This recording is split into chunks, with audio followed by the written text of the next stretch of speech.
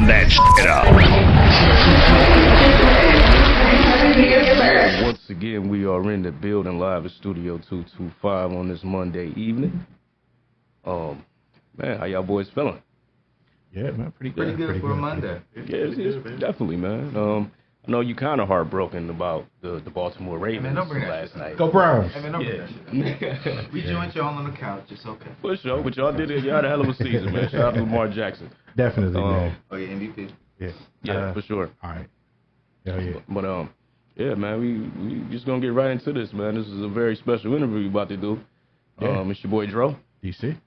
G's. Chris in the building. And we have a very special guest in here. We actually interviewed this man today, last year. So it's ironic. It's to the day. Wow. Hell yeah. Showed up in my memories. Wow. Yeah, man. This guy's a people's champ, man. He's a champion in high school on the hoop court. He's a champion, a MAC division champion in college. He's a overseas champion. He's a two times. MVP. He's a champion as a coach. Yeah. St. Vincent St. Mary, his alma mater. Yeah. Came home, brought that home. Yeah, forgot about that. Yeah. Yeah, man. And he's a author. Yeah. He's a movie star. Like, what does this man not do? I'm saying the man of all hats. Yeah, man. Introduce yourself to the people, bro. Yo, what up? It's Romeo Travis, a.k.a. Rome Trav. Just happy to be here. Thanks to the guys at Studio 225 for having me back, man. I love coming here. I love the support. I love to support y'all. And, we brothers, so, I look at Dro like a brother, man. Yeah, we from the same side of town. Likewise, I love what he got going on. So when he brought me into the fold, I said I got to show love and support. Oh, yeah. For sure, bro. And I appreciate that, man. Oh, yeah. Yeah, man. You got a lot going on nowadays, big bro. We just gonna get right into it, man. Definitely. We're currently watching the Shooting Stars movie based on the Fab Five, you, Brian, Drew, Willie, and Shion over at St. V. This was a great movie, got great reviews. Hell yeah, man. Picked good actors. Good, you know what I'm saying? for sure. Shout out to the little homies. Great. Shout out to the homies. All them little niggas should have got an award. I ain't gonna lie. Yeah, they should have. Yeah. How accurate was this film in comparison to the real story?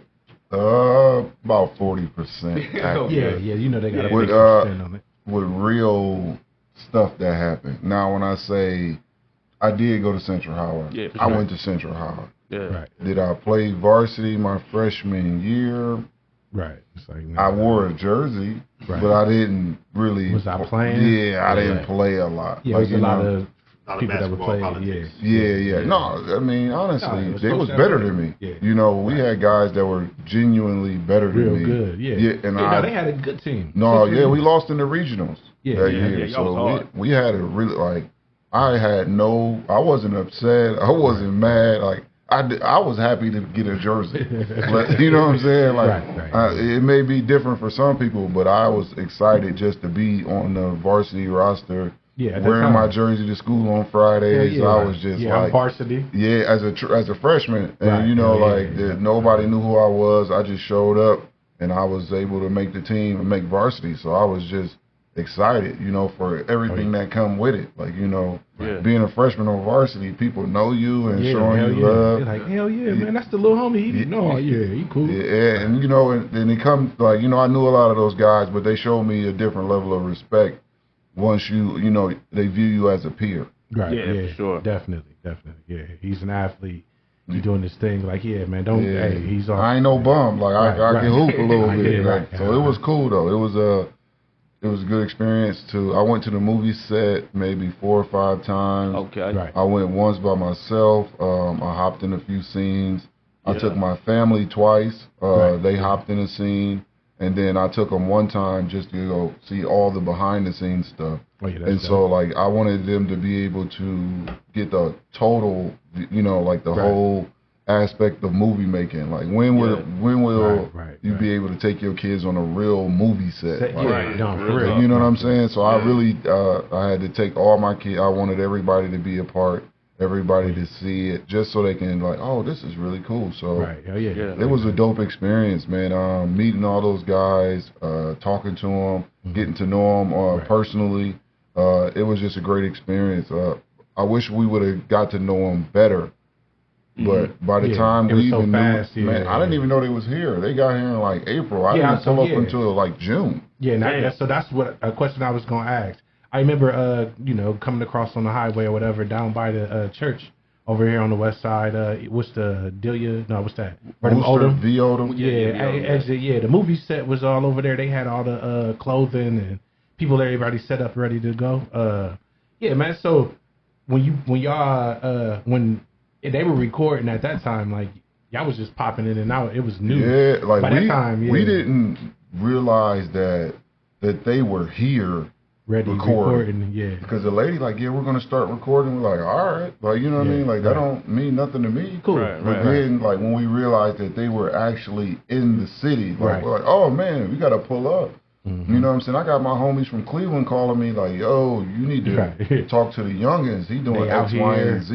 Like this still Cleveland. Like you can't just move how you want to move. And so I had outside trying to have fun. Yeah, you got. I mean, I had to pull up. Like y'all wild. Where y'all at, right? Yeah, like you know what I'm saying. I don't know what y'all think because y'all downtown in West 6th and but don't think that don't get somebody like you gotta chill. Like you know what I'm saying. Like you out here. That's true. I'm in a movie. I'm doing this. Like bro, that's cool. They gonna hear all that. And somebody gonna you know they was and they all was under 21. Yeah. So let alone like y'all not even supposed to be in here. Yeah, let alone you out here fun, you know what I'm saying? Just wild. Yeah, you know what I'm saying? So but not knowing that they, you know what I'm saying, in harm's way. Right. Yeah, I'm getting the call like, yo, like, do you know that? Like, y'all might want to come up here. And I had to step in, like, yo, they my little, you know what I mean? Like, you know what I'm saying? Cover it, make sure that they straight. For sure, because I mean, I'm not in that. Like, I don't. I'm at home. Right. But definitely don't want nobody out here getting in trouble. No, but it was because they was trying to get some trim. Like, bro, you gotta chill out. Yeah, man. For real. Find you one and just just relax. They were just out here. Be out here. But it was cool though to meet all of them because some of them were actors. Yeah. They were cool, like humble. Some of them was hoopers. And they could actually hoop. So that's it what I was going to ask. Could they really ball? Yeah, some of them. And ironically, the actor Caleb, the dude from Stranger Things, he had beat everybody in one-on-one. Oh shit! Even Scoop and Mookie. Okay.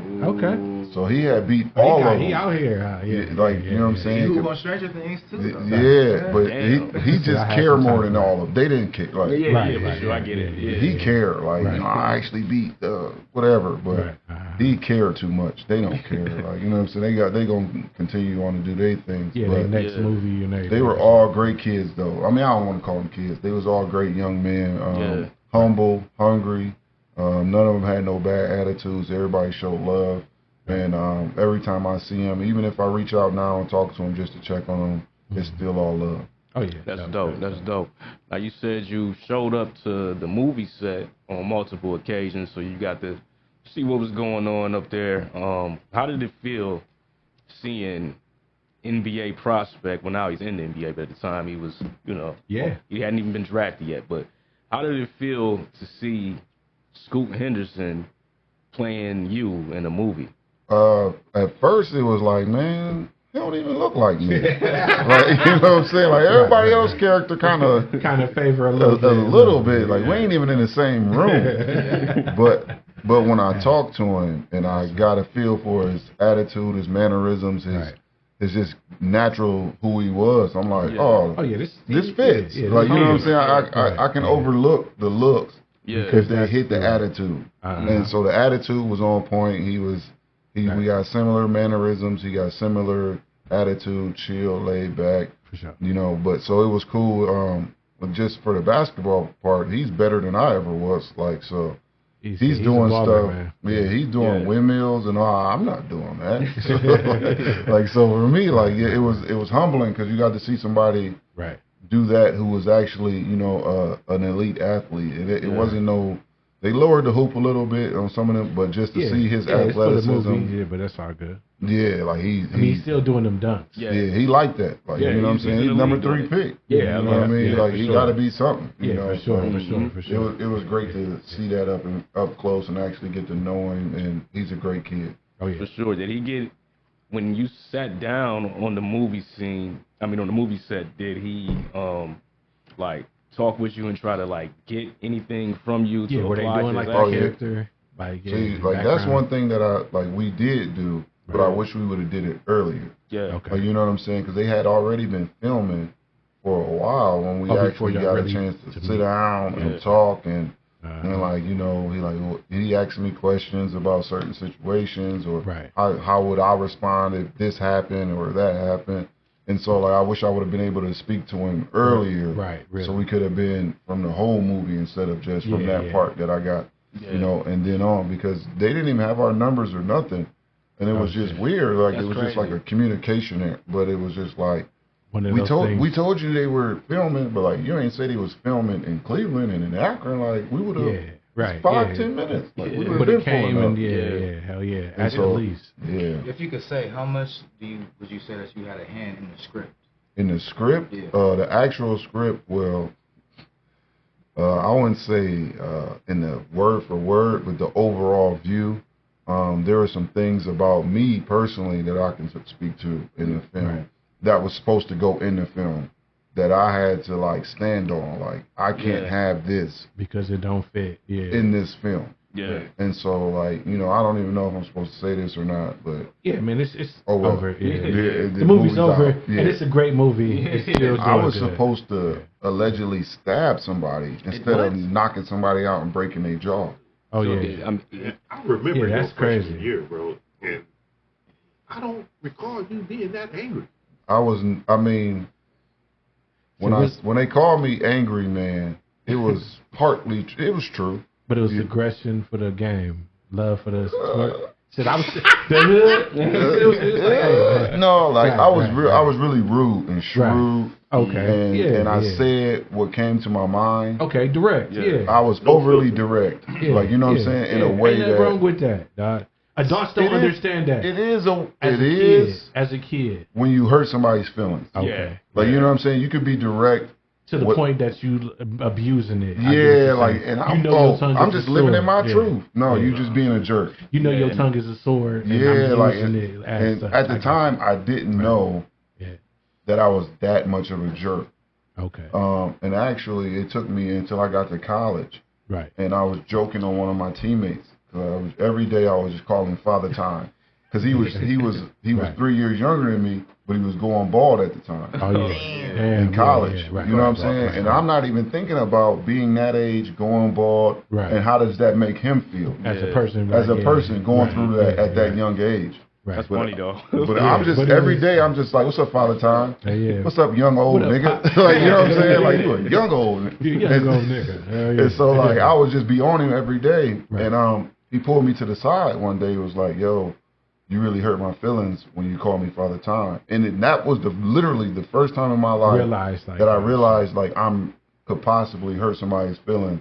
Doing this shit. And that's when it started to change. Like, okay. Because like I used to like roast people to the point like grown men wanting to fight me, like all kind of stuff. Cause I would just. I think that's some aggressive shit. Like, you just keep going. You just be roasting and then pick up and then before you know it, Yeah. So like I wasn't angry, man, but I was very rude and direct, and I would sometimes hurt people's feelings. Yeah. And then you know, when I transferred, I was angry. I didn't want to be there. Okay. So you know what I'm saying? Like, I wanted to be at Central. It's supposed to start next year. Huh? Like, we never start next year. No, I didn't know. I mean, man, I didn't know what was about to happen. I just knew that I would they was cool. Right. I knew Brian. Me and Brian went to middle school together. Right. So I knew him. But you was coming from Bookton, right? I came from Central. Central. Yeah. So I didn't know none. I didn't know none of them like that. Like, you know what I'm saying? Just popping up. Yeah. Then like me and Willie had a little silent beef that I didn't even know about. Like, right. Yeah. So like my cousins all, you know, they all went to Roswell Kent. Right. So all my cousins went to Roswell Kent. I went to Riedinger. Okay. So my cousin Tulu, rest in peace. He go up to Willie like, oh, you play my cousin, he about to bust your head. Right. And so Will like, who your cousin? He like, Romeo, you gonna see? And so he's like, woofing. It up. Yeah. And so I'm like, this is in middle school though. Right. So Will going like super aggressive. I don't even know what's going on. So this carry on all the way till high school. Right. And then like I'm like, bro, what's up? Like what's the issue? Like what we gotta do? Like you know what I'm saying? Like he like, man, oh yeah, was you talking all that? Ooh. I'm like, oh man, I never. And so like that's we had to squash that because me and him had a real beef that I didn't even know about. Yeah, so, just because you was playing, And so like it was like some hurdles. Like I wasn't happy. I was angry. Like I did all these white people. Right. Like you know what I'm saying? Like I went to Barrett, which is in between in between Millville and the Rosemary. I went to Barrett. I went to Reedinger. Right. Then I went to Central. Like it's all black. Right. You It know wasn't what I'm none of saying? this. So like when I got there, it was 90% white. Yeah, and then the adjustment, right? Y'all have like religious classes and stuff like that. Yeah, religious classes. We had dress code. Right. Collared shirt every day. Yeah, the dress code every day. Slacks, khakis every day. And it had to have the logo, right? No, this before you just had to buy your own. You had the collared shirt, khakis, boots, or dress shoes, tucked in, belt on, no facial hair. Oh man. Ooh. So they catch you no braids or dreads. I remember So they catch you with facial hair. He don't even say just. So you can get in trouble if you got a mustache and shit? Or you had to cut your facial hair off. But if he was being a jerk, they could do it. Go ahead and get that razor off my desk. So they had like the headmaster, the principal or whatever. He wouldn't even be like mad or yell. He'd just be like, "Go get the razor." Right. That's way worse than anything else, bro. And don't even. There's nothing to talk about. Like if you don't, you do. You got to go to. You getting in detention. You get X amount of detentions. You get suspended. You off the team. So like.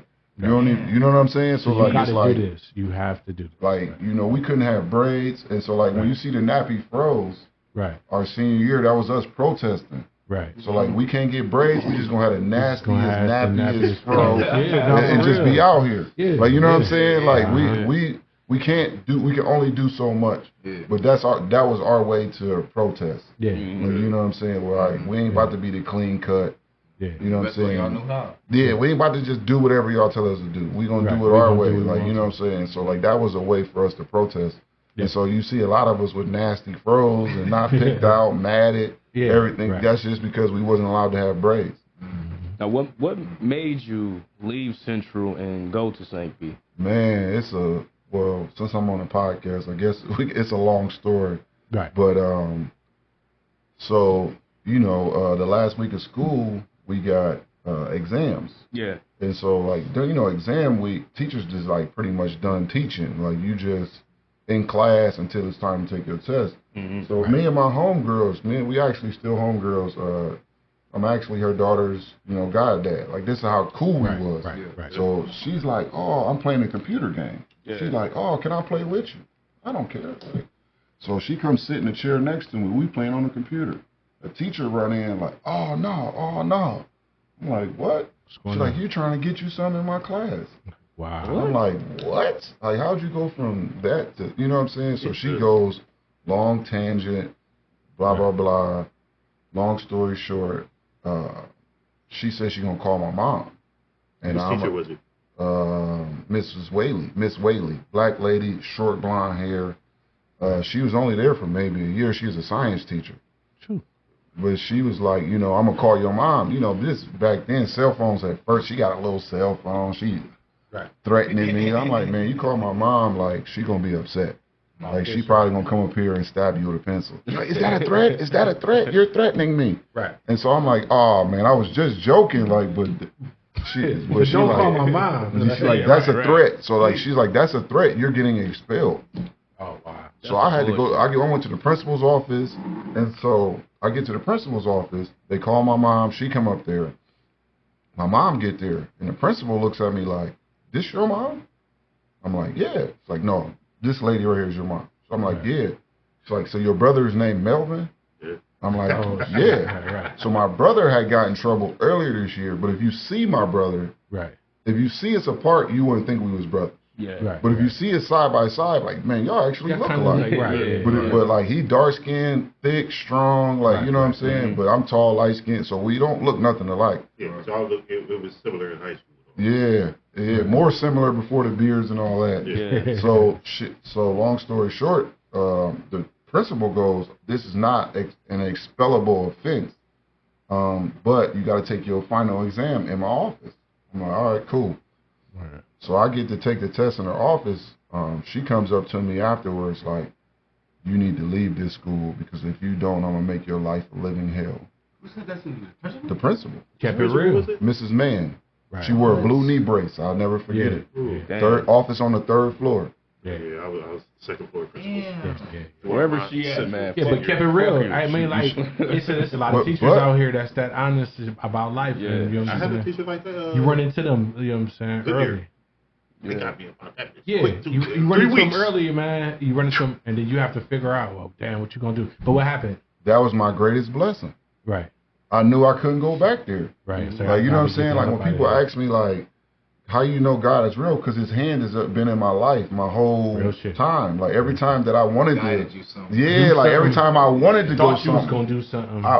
It was like, no, this is where we're going. This is what we're doing. Right. And so, like, I knew I couldn't go back there. Right. The coach, the assistant coach, Perry Jeffries, he hit me like, it's this AAU team I want you to try out for. Right. I'm like, man, what's the team? He like, just go to this address, go in the gym, and see if you make the team. I get there, it's the Shooting Stars. I'm like, oh man, I don't rock with these dudes like that. Like, you know what I'm saying? Like, so I get there, I'm like, but I ain't no punk. Right. They seen me, I seen them. It's time. Now I'm about to play. Right? Yeah, I got to hoop because I ain't running from nothing. You know what I'm saying? I ain't ducking no smoke. We ain't say that back there, but you know what I'm saying? I ain't running from nothing. Yeah. So I play, I make the team. Coach Drew like, yo, I want you to play for us exclusively, and so I did. And then, me and Brown was cool. We went to middle school together. He like, well, how y'all looking next year? I'm like, I don't know. I'm not going back. And Coach Drew heard that. And then next week I was at St. V. Hey, clap it up one time on the thing, man. Shout out to Coach Drew. Yeah, You said word? Yeah, and just like, man, it happened like people like, oh, because, I essentially came out of nowhere. I didn't play high level AAU. I wasn't, on any of those teams that was traveling. None of that. Like, you know what I'm saying? Under the radar. So when they see me, they're like, oh, they cheating, they flying people in. Like, they brought him from somewhere else. Like, I'm like, bro, I just grew up right here. I just pulled up straight from over here, from the east side. Like, I ain't come. But that's how I got to St. V. And when people always ask me about my story and my life, man, it's always been an organic, like, guidance from God. Like, you know what I'm saying? It's just like, most of my mistakes were already stuff where I didn't listen to the wisdom that was put before me, and I chose to do otherwise. Right. You know what I'm saying? A lot of other people want to point fingers and blame other people for all this. My mistakes are mine. Right. This is decisions that I made, and I just ran every stop sign, every red flag. God told you to stop, and it was like, I'm still. Yeah. Now I listen. Before, because God would tap me on the shoulder, and I would get off me. You know what I'm saying? Now I get that tap. I'm in tune. I'm listening. Sure. I'm stopping. And so, but everything has pushed me to. I went to St. V. Then even getting to Akron U. Like I wasn't even supposed to go to Akron U. Right. So Coach Drew was. So I'm getting recruited by, a lot of schools, actually more schools for football than basketball. Right. Yeah. Okay. So Coach Drew, like, I can get you to go to Akron U for free if you don't take a basketball scholarship. Right? So I'm not hearing it. Right. You know what I'm saying? I'm hearing, don't take the scholarship. Right. That's all I'm hearing is, don't take a scholarship. But I'm like, why would you do that? Yeah. Why would I not take a scholarship? Yeah, full athletic scholarship. Like, I'm taking this. You know what I'm saying? So, like, the day I signed my letter of intent, I sat at my grandma's table. It was just me by myself. Who were you gonna take the scholarship? It was Akron U or Robert Morris, but I wasn't gonna take either. I was just gonna play my senior year and then see what happened. Okay. Like, we look at our schedule. We played 5 top 10 teams in the country. Right. So if I go anywhere and play good, I can get an offer. We playing on ESPN. Yeah. But then at the same time, I'm thinking like, I don't want to be a throw-in or, all right, we'll take you. What happened? You know what I'm saying? Like, I'd rather go somewhere where that I'm wanted and that I know that I can play at this level. Like, maybe I could have played at Ohio State. I don't know. Maybe not. Like, you know what I'm saying? Obviously, I could by how I played, but at that time, I wasn't sure. Like, you know what I'm saying? And I was I was honest with myself. Like, young dude.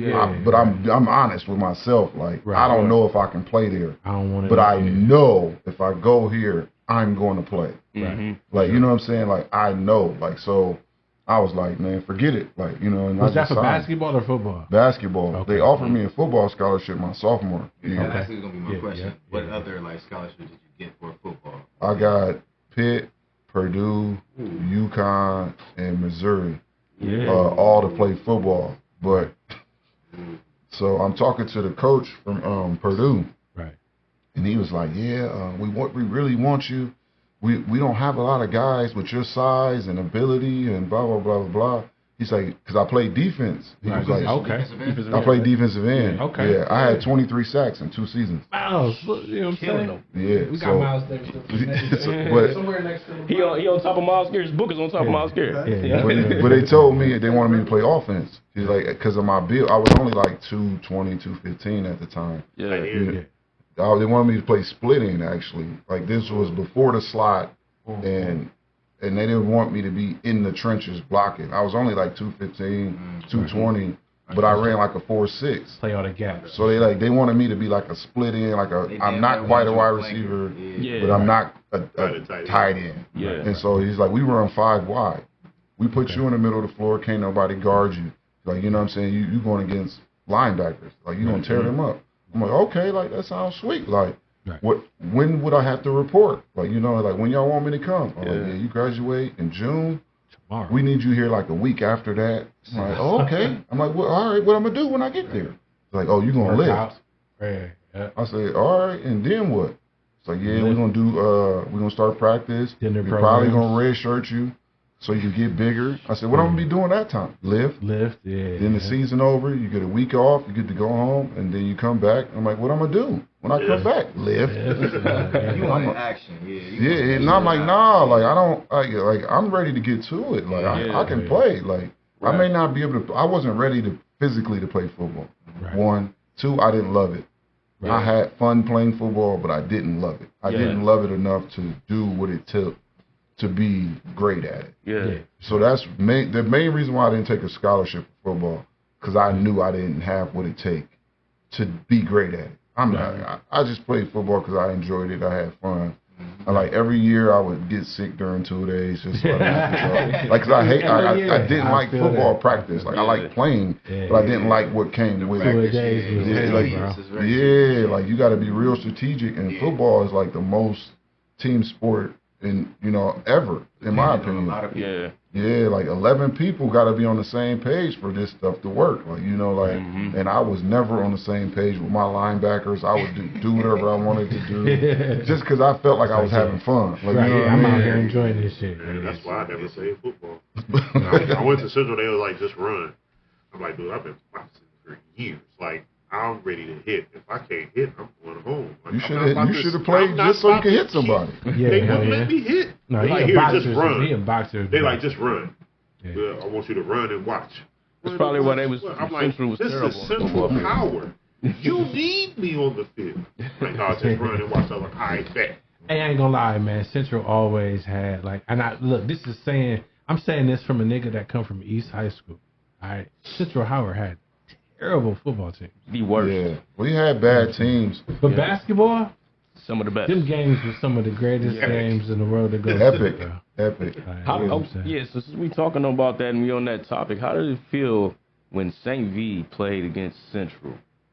How did it feel? That was at the Jar, right? Yeah. That was one of them nights. Look at those guys where they locked the doors, it got full. Yeah, Sports Illustrated there, ESPN there. Did LeBron did he dunk between his legs from the baseline? In the warm-ups, he did. In the warm-ups, I remember that shit. No, it was great, man, because I only had a few true friends on the team.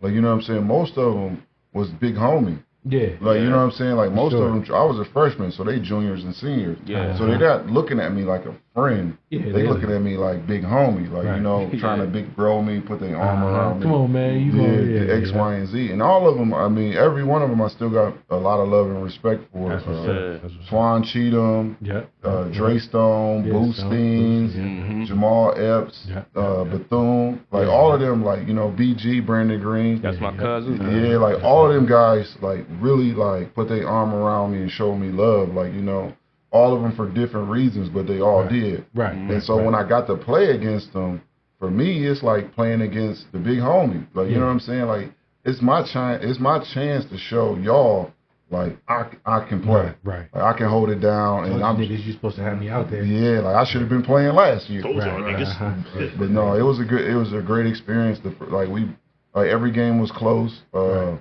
My junior year, after that, I actually dunked for game. You know what I'm saying? And one dunk for game. So, like, that was.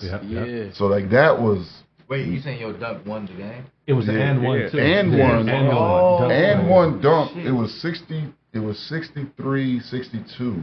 I think we were up. So they full court pressing us. He throw it ahead to me. It's 1-on-1, me and dude. I ain't gonna say his name out of respect. It's all good. Boom! And one. You know what I'm saying? So, like, that was. Y'all can read the newspaper articles. Yeah, y'all can fact check me. You know what I'm saying? Like, everything I say is I could pull up a video and show you. Right. You know what I'm saying? Like, one thing I don't lie about what I did or didn't do. For sure.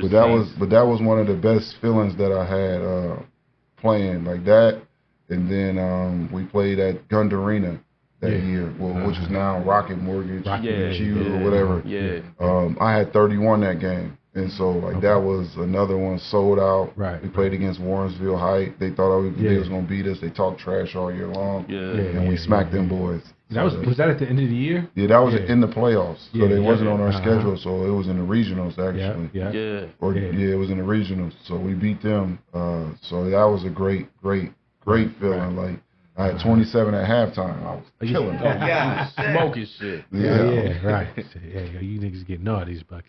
Yeah, fact. So that was those was great memories, man, and it was good to be able to kind of close the chapter on a lot of the stuff that happened before, like, you know, playing against your old friends, your old teammates, and wrapping it up, like you know what I'm saying, yeah, for it to come back full circle before moving on to the next, you know what I'm saying, so I can move on to the next level. For sure. Like, okay, I could play with y'all. It's all love, but it's still all love. Even when I see him today, it's still all love.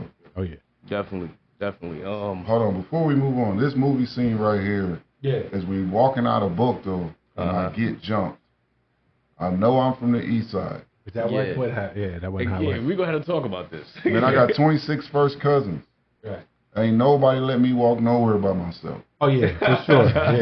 Ain't no way I'm getting jumped. I've never been jumped in my life. So this never happened. Not even close. Yeah. Not even close. Look at how he. Okay, so what he's saying, for drama, but it's 40% real and 60% Hollywood. Yeah. You know what I'm saying? Look, they was like, how do we show drama and camaraderie? You know what I'm saying? They sized him up and knocked him out. But I've never, I just want to go on record, I've never been jumped. Right, for sure. Yeah.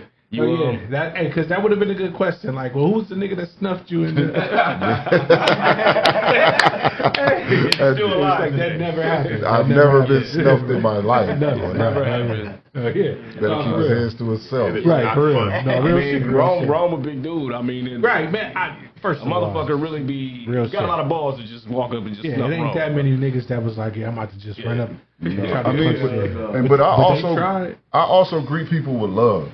Like, you know what I'm saying? No matter where I am, I always show love. I always dap people up, say what's up. You know what I'm saying? So regardless of whoever or wherever I'm at, I always greet people because that's the energy that I want. Right. So I create the energy that I want to receive. So was that a thing anyways? Like the east side, west side? Back then, it was heavy. Of course, it was heavy. It was heavy. So 20, he from the north side and shit. He grew up North Hill boxing and shit like that. No problems. I got many cousins. Well, that's what I'm saying. It was the same situation, right? Yeah. Everybody knew that you was a fighter, and on top of that, it was too many of y'all. You know what I'm saying? And vice versa, right? You know what I'm saying? But the West Side East Side beef was bigger than the North Side West Side beef. Yeah, man, going to Perkins Pool was a thing, dog. Yeah, like I remember those days thinking like, oh yeah, I'm gonna just go to Perkins Pool and have fun. Nah, motherfuckers to be coming out the woods and shit. Yeah, no, I never had beef with nobody for no reason other than something that we disagreed on, or a third party said something that really wasn't nothing. Yeah, no serious stuff. I never had no serious beef, mostly it's about some girl or something. And once we was able to actually look each other in the eyes, talk about it, we was able to get past it. So like I've never had any problems. So that part of the movie for sure was a lot. Yeah, no, I've never had problems.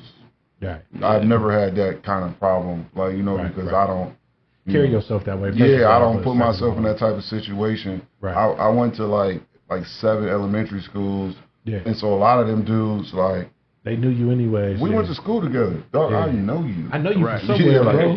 I really know, like, man, I know your full name. I know where your mom's, like, bro, I know. Quit playing, man. Right. Yeah, so that was cool. Yeah, I spent most of my time breaking up fights. Like, that was me. Like, I'm that guy. Like, if I see somebody getting jumped, I'm stopping it. Man, cut it out, bro. Yeah, man, bro, you trying to go to jail? Like, man, chill out. That was me. I had to stop doing that because people, like, I seen a dude getting jumped. I stop it. His people call me, like, who was jumping in, tell me where they live at, like, trying to put me in the middle of the, like, so I even stopped getting in the middle of that stuff because, for real, they get real. Yeah, they wanted to pull me into some. I'm like, who was it, bro? Like, where you live at? Like, what's his name? I'm like, oh no. I don't even know him, man. I stopped it. Fuck that. They ran off. I didn't even see it. Right. For sure. But yeah, man. Let's talk about this book that you just dropped, man. Yeah, man. In spite of. Yeah. What gave you the motivation to write this book? Mostly I felt like my story would benefit people who come from similar situations. Mm-hmm. Right. A lot of us come from different situations as far as having a dual parent household, low income housing, difficult situations in high school, college, and beyond, and how to get past those, how to navigate through those situations. And so, like, I wanted to be able to lay out parts of my life and give people some sort of motivation or inspiration on how to navigate those times, or be like, he's been through this, how can I get through? Yeah, for sure. Yeah. And where can the people purchase this book? RomeTrav.com, www.RomeTrav.com. The book is available now for purchase. I want to do another book signing. A lot of people couldn't make the first one, even though we had about 60, 70 people show up. Right. Drove. Everybody, y'all pulled up, and it was great. So that was a great experience. But I really just wanted to be able to show people, in spite of their situation, and whatever that may be. Like, everybody may not have had a single parent household. Right. Everybody may not have had low income. Right. But there's certain things in life, like, I always say, you're going to keep getting tested till you get the message. Like, until you really stop doing the same dumb stuff. Like, you going, for me, it was drinking and partying. You know what I'm saying? Like, that was one of my crutches. Like, that was like a big vice of mine. Right. You know what I'm saying? I enjoyed that. Like, and I didn't get it. Like, and that's one of the reasons why I never made the NBA. Right. That's I highlighted that in the book. Okay, so beginning of the book, man, you pretty much run through growing up and shit on the east side, you know what I'm saying? And everything throughout your life, moving around and shit. Growing up with your family and shit. You were where in the family of I'm the youngest of 4. Of 4, yeah. And I'm the only light-skinned one. and so, like, that was a real that was a real thing. They gave you the business. Oh, man. Like, my brother called me anything he could think of. Right. Damn. Like literally.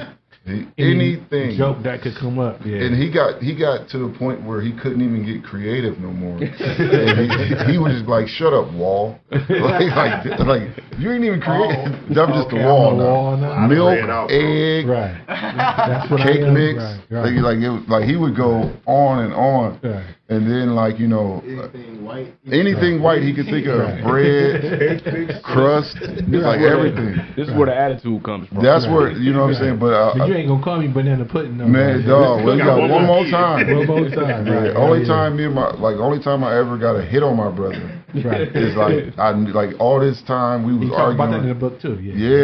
Like all this time we was arguing and stuff. My brother would never beat me up. Right. He would always either just slam me or just hold me. But he would never go all the way there on me. You know what I'm saying? That's big bro.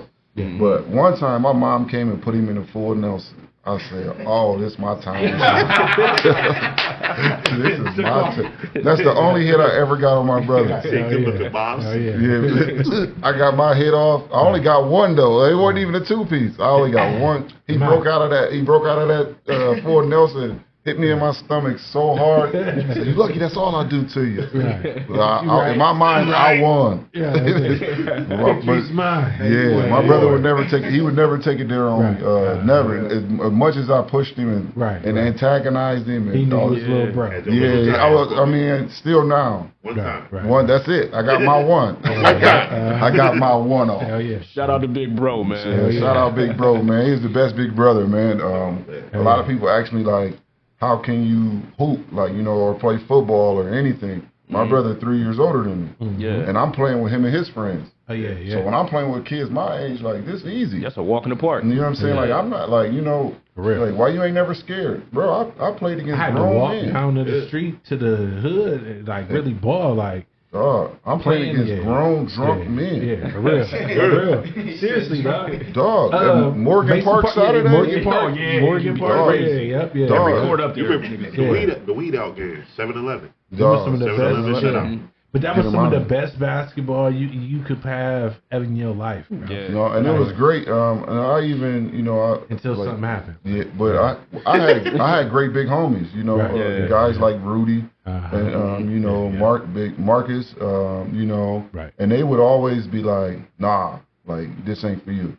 They might drink, but you need to go to the store and get you some water, drink some water out the fountain, get you a Gatorade. Better go get something to drink. Like they always like ice cream truck come get. Like you know, but they always was like no, like you know what I'm saying, we ain't doing that. This ain't, and so and then like at first I was scared to hoop with him. You know what I mean? He like, bro, ain't nobody gonna beat you up. Yeah, once you get, we then once I got that in my head, like, ain't like nobody, like man, I'm telling you, nobody gonna beat you up. It's cool. It's been up ever since. Like man, you know what I'm saying? Even if you do fight on the court, it ain't gonna be nothing but 10 seconds. Right. Before somebody, you lose in 10 seconds, bro. You meant to lose. For sure. Actually, street fight don't last more than 3 months. That's true. You yours first. Yeah, for sure. Did you find it difficult coming out and, you know, showing that vulnerability writing this book? Yeah, man. There's a lot of personal shit in it. It took me a long time to complete it just because of the vulnerability. Just of being scared of, will people feel it? Yeah. Like, you know what I'm saying? Like, will people respect it?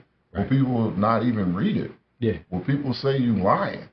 Yeah. Like, you know what I'm saying? Like, I had to go back and take some stuff out. And, that's true. Because, like highly critical. We come from Akron. And it's a small, like, very concentrated. Yeah. And, like, you know, that's true. Certain stories about certain people I had to take out. Yeah. Negative and positive, because, like, you don't know how everybody else is going to take it. Yeah, or where that's going to jump a line and go somewhere else that I never intended it to be. Yeah. So I had to take a step back. It took me like 3 years to be like, all right, I'm going, like, this is it. I'm done. Right. You know, I'm not, you know, and then the editing process and all that other stuff. And so. So doing the editing and shit, like, I know it's a lot of shit that you probably was like, all right, it's in here, but like, I don't want this to be it. That's not going to be it. It's in here, but I don't want it. And I'm sure a lot of people or the editors were like, oh, no, we need to keep this. Or no, I mean, because that's my book. Right. Okay. You know what I'm saying? That's mine, 100%. Right. I didn't go through a publishing company. Nobody had to tell. Like, that's another reason why I did self-publish. Right. So nobody can push me or force me to try to tell stories or make it more juicy, quote unquote. Make it a LeBron book. You know, like say something negative about or positive about, like you know what I'm saying? So like I didn't want it to be a LeBron book. Yeah, I understand. I didn't want it to be a St. Vincent, St. Mary. Encapsulating. I want it to be my life story. For sure. And that was a part of my story, a big part, but that's not this story. Right. Yeah. You know what I mean? And so like that's why I self-published first. Like I can always go back and sell it to a publishing company and collect royalties and let them do all that other stuff. Yeah. Did you ever do a movie? I don't want to do a movie. Right. Like, you know, if somebody was like, yo, we'll pay you to do a movie, I'm like, all right, go ahead. Like, you know, but I personally have no desire of making that into a movie. Like, you know, I've been through a lot. It's my life. Yeah, like, you know, for me, it's like, okay, like, it's cool. I did it, but it's nothing that I'm not glorifying it. I'm not trying to put it on display. Like, it's just something that happened, and I'm trying to get other people to learn from my life or some things that I've done, and maybe you can implement some of these same things and be successful in your own right. Not just sports, but you know, in life. Like you know, like it took me a long time to realize what success really was, and it wasn't chasing money. Yeah. Mm-hmm. So who did you lean on through that whole process? Actually, my wife's cousin is actually an editor, so I wrote the book myself, completely 100%. Oh yeah, that's sat down. Typed it out all the way through. Yeah, what's up, man? A lot of people don't do that. They have people write it for them. No, I did like you say when I 100%, like I did that. It took me a while, like you know, because it's a lot of that is traumas that you're trying to work through because you're going through life chronologically, so you're remembering stuff from certain ages and it's taking you to certain places and you like, and you know, even if I don't write about it, I'm still thinking about it. You know, and so like that trauma is reopening old wounds, and so you had to get past that. Then you got to get past the part like, dang, I told this story, but I can't really tell this story. Let me take that out and tell a different story. You know, and so like the whole process was difficult because I didn't really have nobody to lean on because it was my life. Like, you know what I'm saying? Like, and I didn't tell my life. And I didn't want to lean on them, and they tell me their perspective, and like that's not how I remember it. You know, my life. My memory may be different from somebody else's, and my point of view might be different from somebody else's. Real shit. And it may actually not even be what happened to them, but it's what I saw, or how I felt, and how I felt, or how that event affected me. And so, like some people actually felt some kind of way. Because they like, well, I don't remember it like that. Well, this is not your book. If you want to write your own book, like you do your whatever you want to do. And you know, and like so, I spent most of my time going back, making sure I didn't hurt anybody's feelings, making sure I wasn't disrespectful, making sure that I tried to paint everybody in the best light possible, even people who I don't rock with at all. I've never publicly because.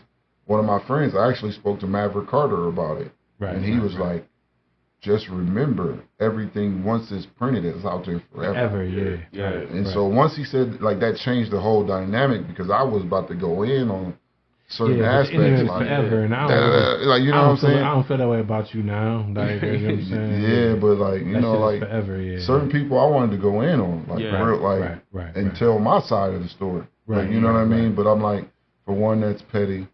For two, I'm not a mudslinger. For three, I'm not out here trying to step on nobody to get hired. Like, you know what I mean? So, and that's what that process was for me.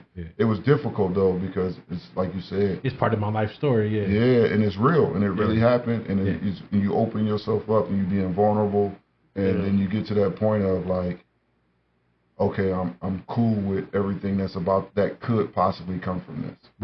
So like I know a lot of that is a healing journey, right? In a way too, like you know what I'm saying. You type in your life out and you learn this shit about yourself. You know what I'm saying? Was there things that like you didn't cope with or didn't know that you didn't cope with growing through your life? I mean, even now, when I got to the parts about my father, like you know, like that was very difficult for me. Because you know, as a young child, you don't understand.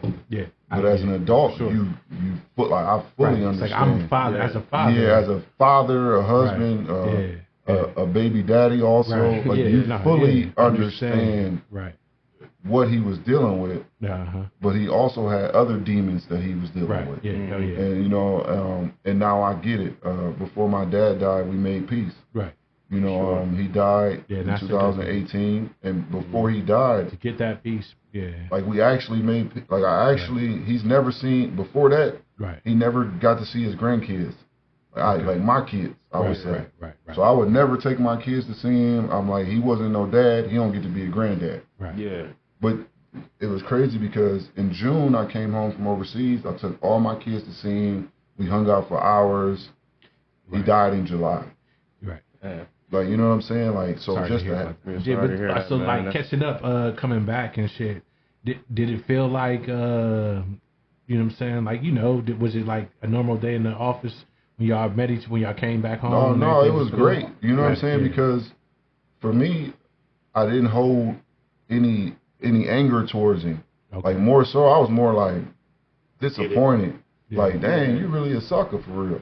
Like, you know what I'm saying? Like, that's how I felt. Like, you know what I'm saying? Like, you took the easy way out. Yeah, I should have. Yeah. Like, you know what I'm saying? Like, I know my mom. Right. Like, you know what I'm saying? Like, all right, my mom's a strong black woman. Right. Mostly because she had to be. Right. Yeah. But like, just because we've all dealt with women, we've all made mistakes. And how hard is it to go back to that woman after you made that mistake? Like, yo, I fucked up and let's like, you know what I'm saying? He took the sucker way out. Right.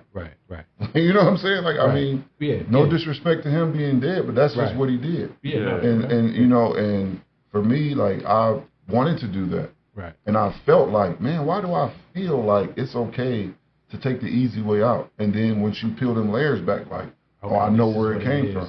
Yeah. Like, you know what I'm saying? But I had to face everything and stand on it. Every mistake I've ever made, every untruth I've ever told, or everything I said I was going to do and didn't do. Right. Yeah. You know what I'm saying? I had to face that. I had to look that right down the face. And be a man about it. And so, like, that's one of the things that I urge my kids to do is to, if you make a mistake, just stand on it. I made a mistake. How can we fix it? Right. That's real. That's real. The book, I know you just said that you have no desire at all to turn the book into a movie, but it is such a good read that I would not be mad at seeing a movie, a script made from your book, man, telling your life story. Because it is a story that deserves to be told, and I highly suggest that everybody out there watching this, everybody who knows Rome, man, go get the book. If you just enjoy reading, just go get the book In Spite Of, man. It's a really great read. RomeTrav.com. Pick it up, man. Yeah, most definitely. Did you words? So you want to do? Have you ever did like you want to do the Audible joint where? That's my next thing that I'm going to do is the audio book. And I've had, You gonna have voices? Me. Yeah, I'm about to say Your words. You gotta sit down and do it. You heard it from the horse's mouth. We got a booth right over here. We got the booth, but I'm saying I didn't know. See, like once again, when I come back here, all this information is flying at me. Like, man, I didn't know because I was hesitant because I didn't want to go to a studio and then do all this work, and then I want to do the back end first, make sure that I'm able to publish it where I can put it and do all that back end work first, and then be able to come back, because reading the book is easy. I don't want to say easy, but that's the less strenuous part. But man, the door is always open, so you definitely welcome, bro. And we ain't like saying GP. Free of charge, just come bro. through and do it. Just come through and do it. No, I mean that's something that's on my list of things to do. With the baby coming and all of that, so it's been, during the signing, during the signing, we pulled up and stuff, and wifey over there and stuff, she's expecting this stuff. She's glowing right on the cusp. She's pregnant in a mug. She due next month. Okay, hell yeah! Congratulations, early congratulations. Thank you, man. Man. Thank you. What y'all gonna name him? Roman. Roman, yeah, okay. So it's not quite Rome, but close enough. Close enough. Yeah, he's gonna have my middle name. I didn't want him to be a junior. Yeah. But I wanted him to be close enough to where, like, you know, I wanted him to be his own man. Yeah. Especially being in Akron, I didn't want him to try to have to carry the. Because you don't have to be me. I'm me. Real shit. I did this. So you ain't got to do this. Yeah, you don't have to be whatever you want to be. A damn athlete. Well, I don't care. Yeah, whatever you want. Just be it. Like, you know, just enjoy it. But that's the biggest thing that I wanted for him. Well, what I want for him is to be his own self. And every day when I take my kids to school, all I do is say, be the best version of you. Real shit. That's real. That's real. So like, I don't be nobody else. Don't try to be me. Don't try to be your mom. Yeah. Just be the best version of you. Like, you know, and so I always try to instill that into them because, you know, with the social media and your friends and a lot of these kids are always trying to be the next somebody else. Being the next X, Y, and Z, but just be you. It's okay to have them aspirations, but be you. But be you. You can take pieces of them. Oh, I like this. Let me borrow that. I like that. Let me take that. Like, but you can't try to totally encompass somebody else's spirit. Right. That's not even realistic. Everybody's inspired by somebody, but you don't try to be that person. You stick to being you. So my next question, I just had it and it just slipped my mind just that fast. It's the weed. Yeah, I need to hold on. I don't know if I need to stop or I need to smoke more. You're right. I don't know if I need to stop. Do I got a button for that? You need to smoke more for sure. That's what it be. Go ahead. You need to Stephen A. Smith button. Yeah, sure. I do got the weed. I do got the from Friday though. Oh, God put this in for me and you. But I will say this, man. LeBron is not a fucking human being, man. How is he damn near 40 years old and still getting better somehow? Him and Steph Curry, that shit they did the other night was like phenomenal, man. Bro, I'm gonna say this, and this is what people really don't understand. There is no magic pill. Right. It's work. Right. It's work. It's work, man. Like, it's work, bro. Like, I done been on vacation with this man. And he's still working out. Got his trainer. Yeah. With him. We could have did had a great time the night before. Burn all that off, the next day. Before 11 o'clock, he didn't hit the gym. Yeah. He done already been in the gym. He back. Right. And so, like, ain't no magic pill. Ain't no superpowers. Obviously, he's been blessed with size and ability and mental capability. No doubt. But he's capitalized on that with the work ethic. Yeah. So, like, when you mix all that together, man, like... You spend, 1.5 in conditioning every year? Dog. Whatever. Dog. I mean, whatever it takes, bro. He spent $30 million on taking care of himself. Yeah. Tom Brady did the same shit. But you just got to realize that how important taking care of your... business first. Yeah, for sure. Like, a lot of people take care of business, but it's an afterthought. Like, all right, I'm about to go over here and hang with these girls, but then when I'm done, I'm gonna type this paper. Right. Like, you know, everything you want is on the other side of work. Right. Yeah. Like, you know what I'm saying? Everything. Like, you know what I mean? And it took me a long time to realize that. Okay. But I'm lucky I had great friends. Like, they taught me how to work. Right. They taught me what it's like. I thought it was normal. Because my friends was working out 5 days a week in the summer. Right. I'm thinking that's normal. That's what you're supposed to do. Like, you know what I'm saying? I get around teammates, I get overseas. I'm talking high level overseas basketball. Yeah, and they eating every day and just going out kicking 3 days drunk. Yeah. Bro, every other day. Bro told me, point guard.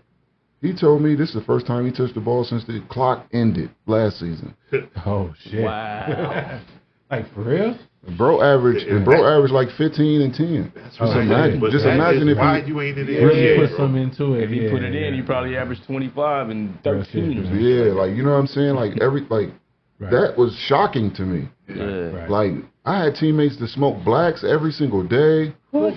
Yeah, smoking blacks, bro. Driving 45 minutes to go get a pack of blacks. So that's just like relying on pure talent. I mean, but they were so talented, they could do that.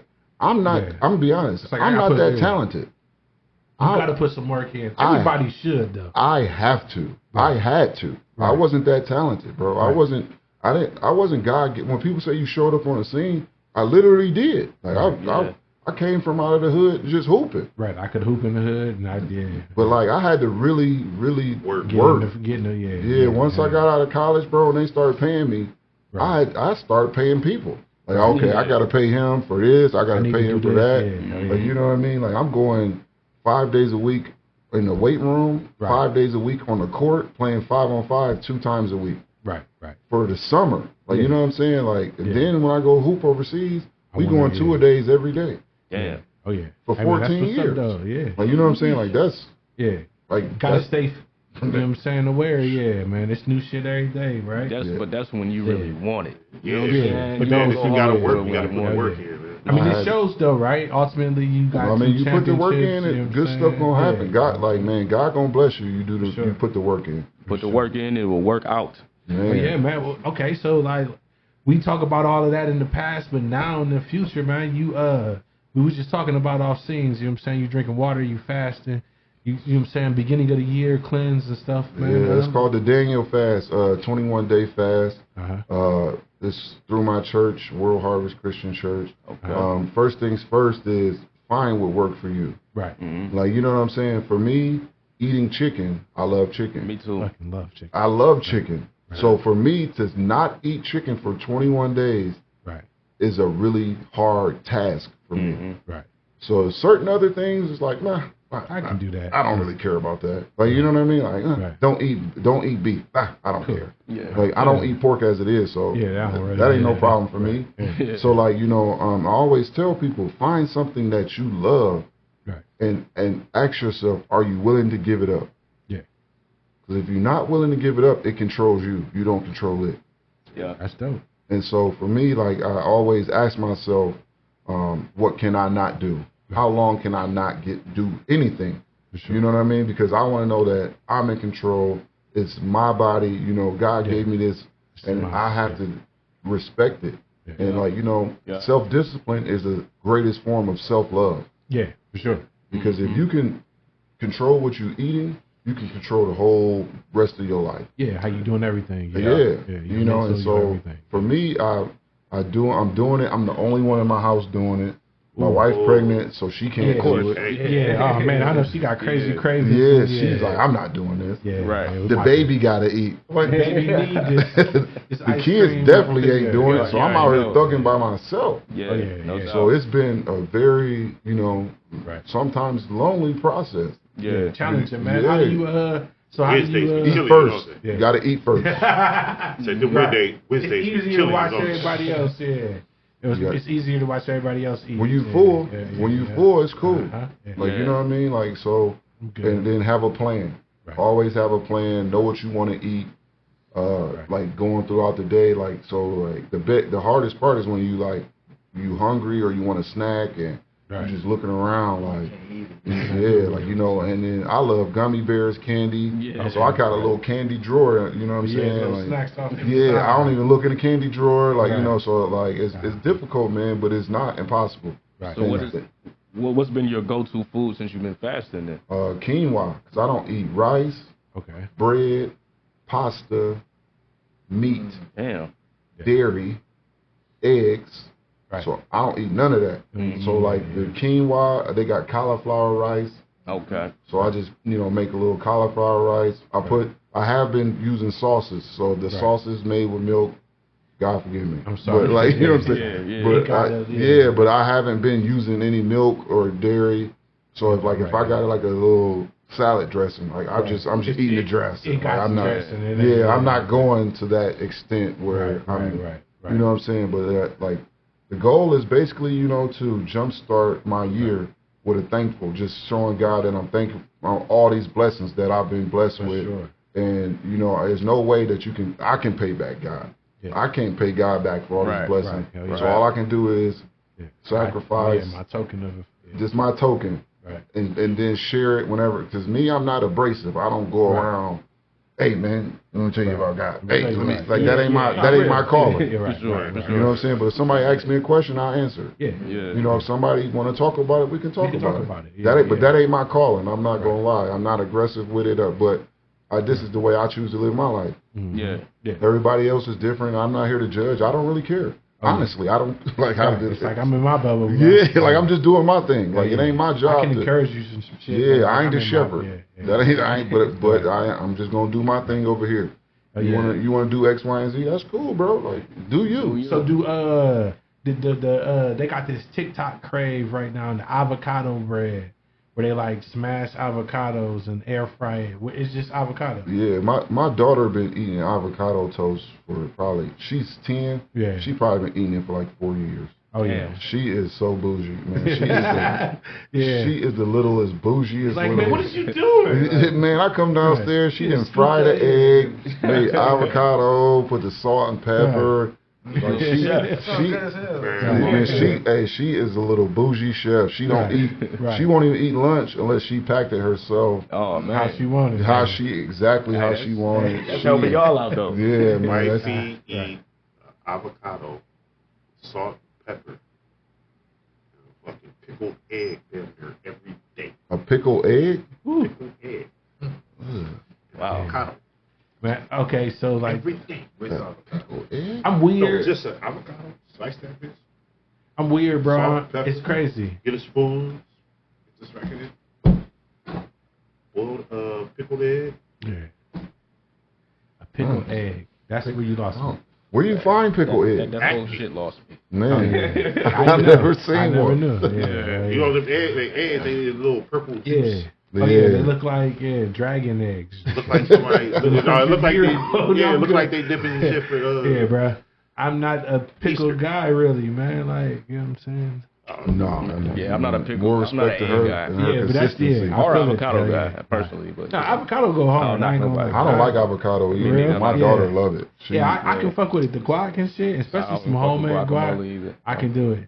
Because you can control the amount of onion in it. That's really all that matters. I eat like a fucking 7-year-old. Well, that's what it is. That's why you don't like it. That's why I don't like it. You gotta open your palate up, bro. Nah, man, look, if it got healthy on it, drill like shit. But there's some healthy food out there. Once you eat it, you don't even know it's healthy. You can like, man, I can do this. Like, shout out to the Soulful Vegan, man. Somebody told us to go fuck with them. Yeah, like I just did last week, bro. It's good. It's really good, bro. Everybody keeps saying that it's really fucking good. It's really good. Soulful Vegan. You just gotta go in there knowing that you're not eating meat. It's not what you. It's not a real burrito. Yeah. It's burrito this ain't adjacent. A real burger. It ain't a real fillet of fish. Adjacent, It's across the street. Like if you go in there expecting to eat a burger and you're like, this ain't no burger, you're gonna be mad. But if you just go in there knowing like this supposed to take similar. It's kind of like this is something that's gonna be good for me. A healthy substitute. Yeah. Not just good. I just had the burrito last week, bro. I'm not even gonna lie. Oh yeah. Smacks. Oh yeah, smacks, man. Burrito smacks, bro. I be wanting to try it, man. But like chicken, bro, that shit. Don't order like. I wouldn't order nothing as far as like a fake steak or you know what I'm saying. I wouldn't go that far. Not unless you're a mushroom lover. Yeah, because they're gonna be mushrooms or cauliflower. Yeah, for real. So I would order. But the cauliflower joints go hard. Cauliflower wings. The buffalo cauliflower smack. They had some that was fire. I ain't gonna lie. Yeah, buffalo cauliflower smack. You just gotta find, like I said, everybody's palate is different. Everybody, because it's actually what you're supposed to eat for your blood type. Yeah. So there's a book called Eat for Your Blood Type. Oh yeah. And if you find out your blood type, you will find the foods that make you sick. And it's normal everyday foods, like certain blood types, you're not even supposed to eat cauliflower. Right. Yeah. Because it creates mucus. A lot of shit can be created. A lot of shit. Yeah, so if you ever wonder, like on a late night, why you wake up, you know what I'm saying? You be cool all day, and then at night, all of a sudden, you congested as fuck. Yeah, that's probably some of the shit you ate. Foods you ate, and people be thinking it's just dairy, but it's not just dairy. It's like food for your blood type. You know, if you find out. You said the name of the book is Eat for Your Blood Type. Eat for your blood type. Yeah, so definitely check him out. So if you just go find out your blood type, Yeah. And then you negative. Negative. Because you're gonna be like, oh man, I wonder why I don't have a taste for steak. Yeah. Like, you know what I'm saying? Because it's just not. It does not for your blood. Like it's everybody's different. Yeah. And I, you know, my point was everybody's different, and you got to find what works for you. Yeah. And find your lane. And that's in everything in life, but it definitely with food.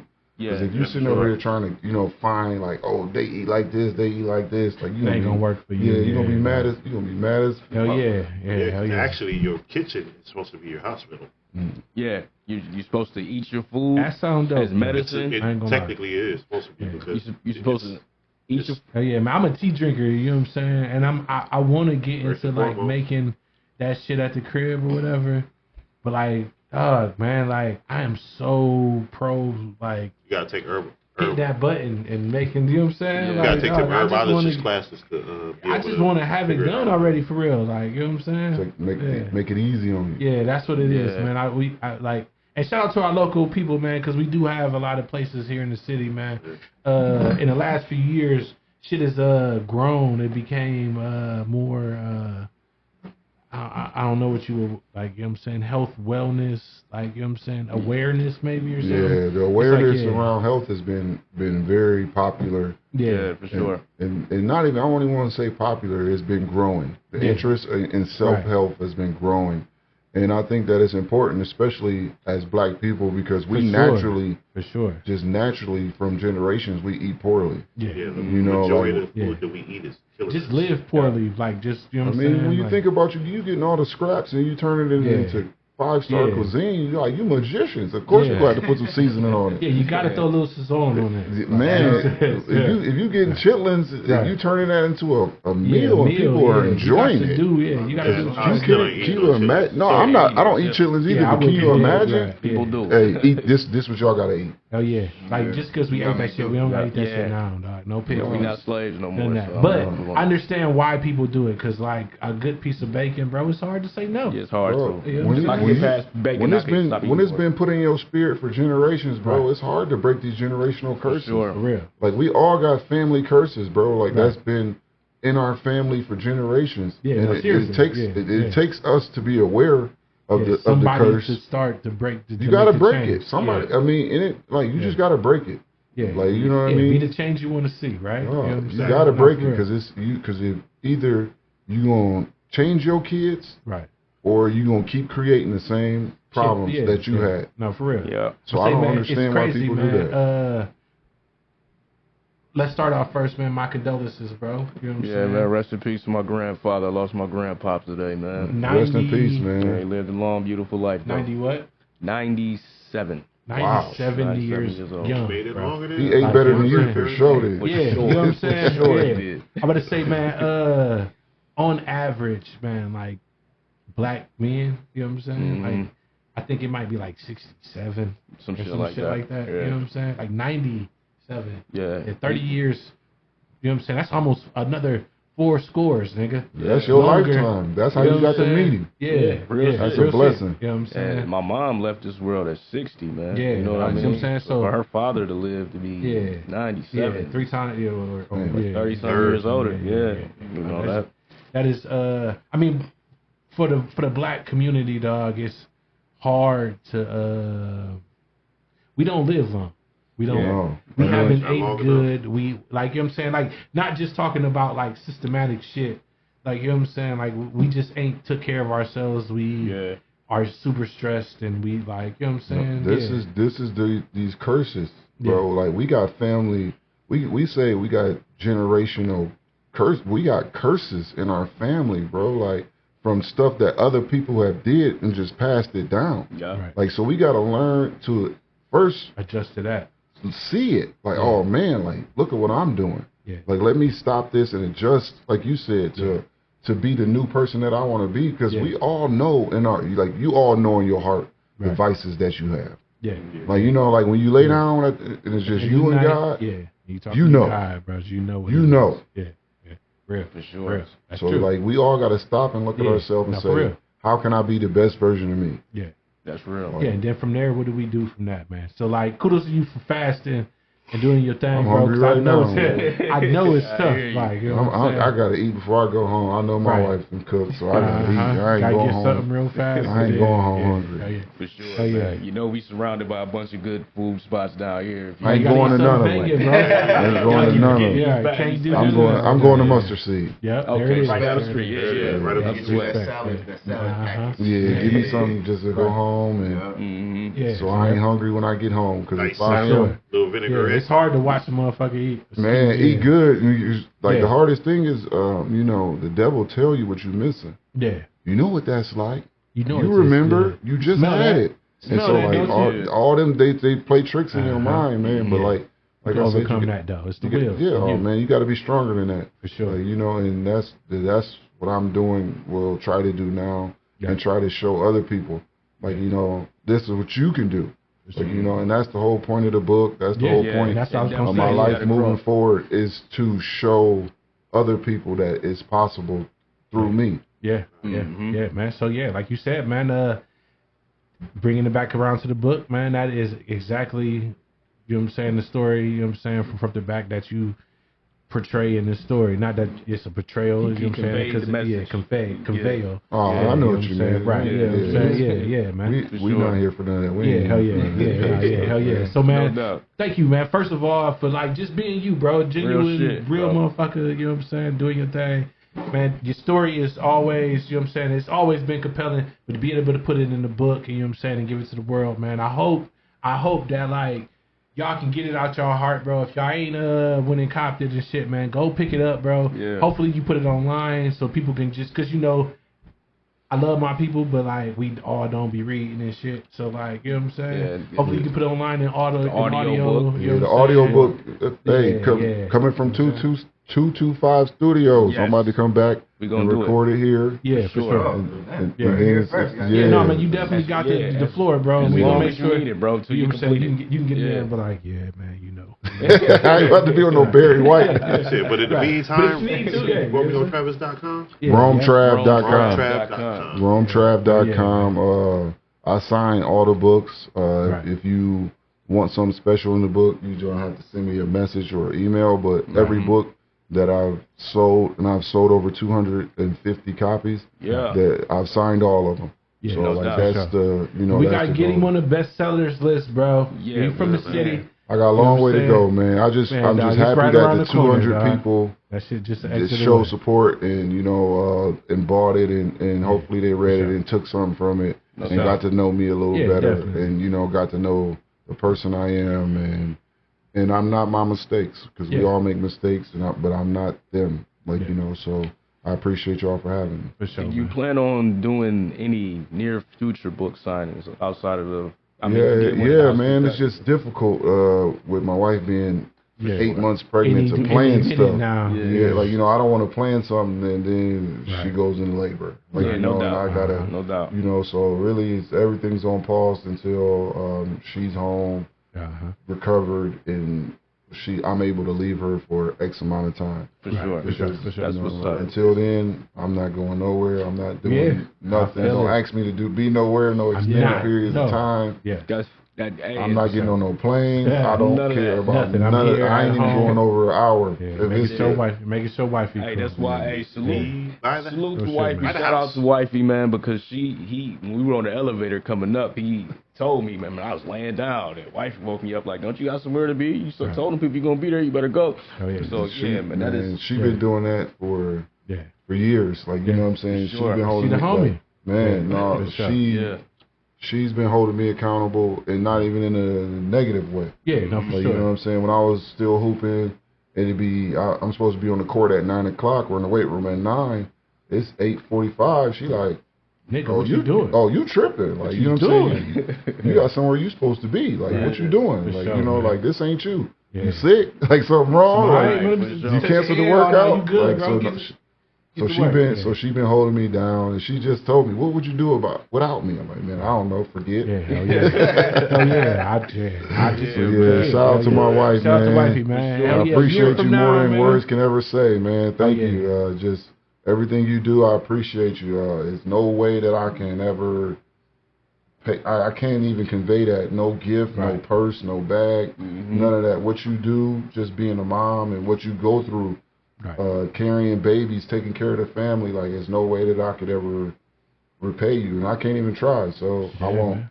There's no way that I pay you back. That's and big. for sure. Hey, and all the titles you are that appreciated. you have as the people's champion, man. You're a champion overseas. You're high school champion as a coach, and all of this, man. MVP. Don't forget author, fucking motherfucking champ, movie star, all of that, man. But the best titles that you hold are father and husband, bro. Man, and that's my favorite one. Oh yeah, man. Role model, bro. Like you know what I'm saying. Model.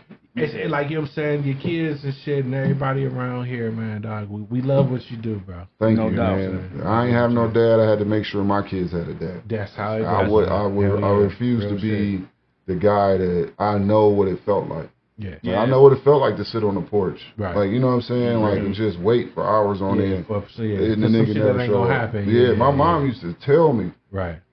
Go ahead, have a good day. Go play. Don't worry about it. He ain't gonna come. Yeah, you just a hater. You don't want to. Blah blah blah. I was sick, bro. Yeah. Hours. You know what I'm saying? Like now, I make sure my kids tell me or ask me something. I don't know if I can do it. I don't know. Right. Maybe not. But I'm trying my hardest. Yeah, but I'm not gonna lie. I'm not gonna. I'm not gonna tell you I'm gonna do something and I'm not doing it. For sure. You know what I mean? Like that's one of the things that I stand on with my kids. Like, if I can't do it, I'm gonna tell you no. For sure. You know what I'm saying? Ain't no building you up. Ain't no false hope. None of that. Because I want do you as much as we can. What we can, we gonna do. But what we can't, you gonna know we ain't gonna do it. So you gonna have to figure something else out. Hell yeah, for sure, man. Hell yeah. Thank you, bro. Man, thank y'all, man. I appreciate you for coming out, it. man. Without you again, it ain't no us, man. This is a year out, bro. From the last time that we came through, man. And it's crazy because we've been trying to coordinate a time for like a month. Yeah. And then it happens to be the same exact day. Like, you know what I'm saying? Ironic as fuck, man. Uni works, man. You know what I'm saying? In the words of my guy, Chris. That's how the universe works. That's how the uni is, bro. Hell yeah, man, dog. Again, without you ain't no us, man. Shout out to Wifey, bro. Because without you, it ain't no us either. Hey, for you know what I'm saying? Holding it down. Yeah, man. For sure. New book, In Spite Of, out now, RomeTrav.com. Yeah, make sure y'all grab that for sure, man. Check out this Shooting Stars movie, too, if you haven't seen it. Man. Number one movie in Peacock history. Yeah, number one. Yeah. Can we get one more clap for that before we get up out of here, man? Because that's big. That movie might have been. I love the way this ended, man. That shit was like heartwarming. It's a good movie, what I'm saying? For real, dog. Yeah.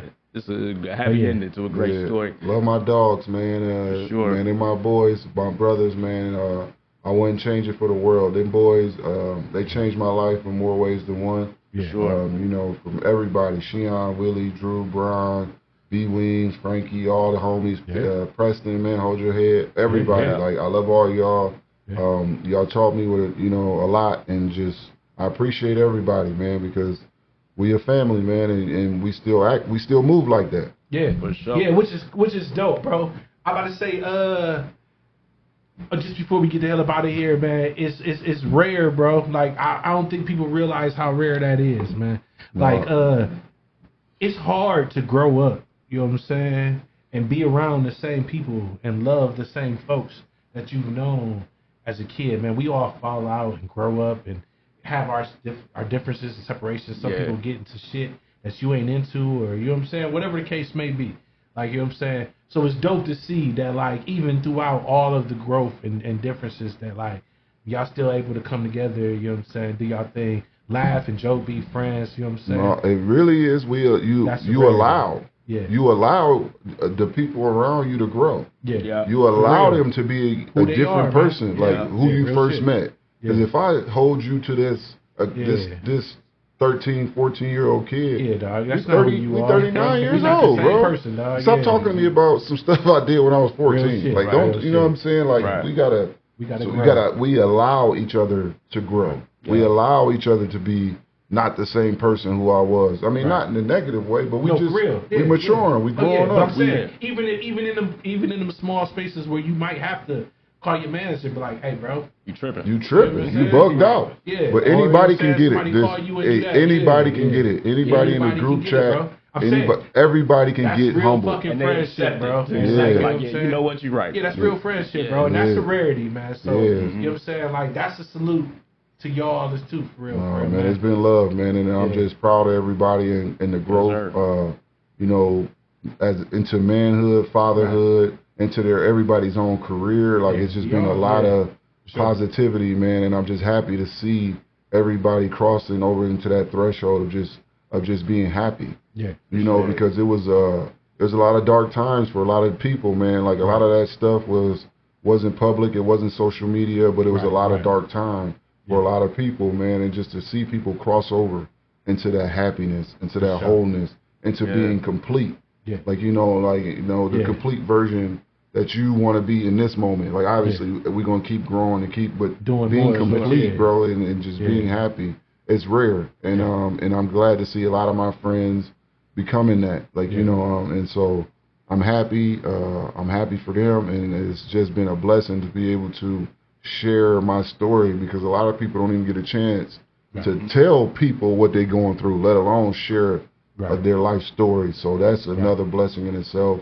And I'm grateful for you guys and this platform to come on here and just show my love and, you know, support y'all and support Akron. Yeah. And that's what we're here for. Bro. And that's what we're here for, bro. For sure, man. One hand wash the other, both wash the face. Without you, it ain't no motherfucking real shit, man. And we gonna, as we always tell our guests here at Studio 225, we only have one request for everybody who walks through the door, and that is, hey, come back. That's it. Real simple. I'm coming back because I'm recording up in here. Yes. Oh yeah, most definitely, make man. that happen. I might be the key. I don't know. We got you, bro. You know what I'm saying? We got you.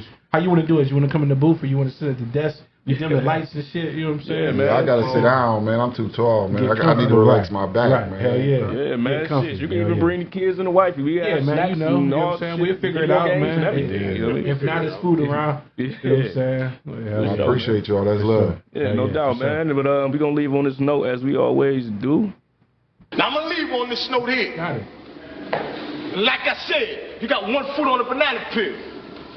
The other foot is sliding towards somebody's motherfucking institution or inside somebody's motherfucking cemetery. Listen, the choice is yours, motherfucker. And always remember, never forget. And most of all, remember this shit. The life you may save just may be your motherfucking own. Your boy Dro. 20 G's. Chris in the building. And our very special guest, Romeo Travis. And on that note, we go. Yeah, man, thanks for coming out, bro. Thanks for having me. No doubt. Sure. Oh, yeah, no, that was enough. Enough. For sure.